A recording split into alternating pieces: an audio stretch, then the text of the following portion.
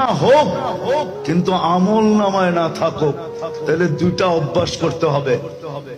Daily 2 বেলা যদি তওবায় অভ্যস্ত হইতে পারো, ঘুমের সময় তওবা করলা এই ভাইবা যে হইতে পারে ঘুমাবো, সকালে উঠাইলে তো উঠবো, না উঠাইলে চির নিদ্রা হয়ে যাবে। এই জন্য ঘুমের আগে তওবা করো, পায়ে হাত দিয়া বলো।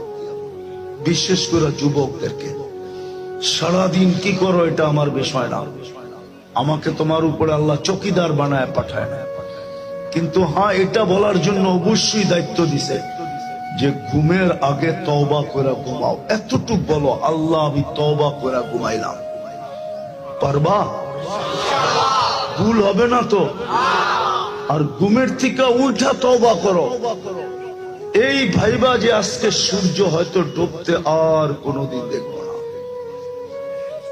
সূর্য আর কোনোদিন ডুবতে নাও দেখতে পারি, নাও দেখতে পারি। আছে এই বন্দরের কাহিনী আছে, আমি জানি।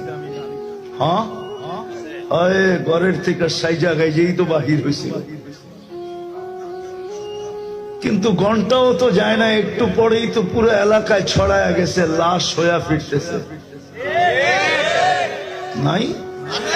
হ্যাঁ, নাম বলে দিব? আমিও তো ঢাকাই থাকি, বেশি দূরে তো থাকি না, আমরাও তো খবর রাখি। এরকম কাহিনী 2-4টা হয় নাই বন্দরে? হ্যাঁ, সাইজা গাইজেই তো বাহির হয়েছিল, ঠিক না? এই জন্য বলতেছি সকালে তওবা করো যে আজকে সূর্য ডুবতে নাও দেখতে পারি। দ্বিতীয়, আজকের থেকে কোরআনটাকে ডেলি একবার একটা চুমা দাও, বাস। পারবা? ওয়াদা?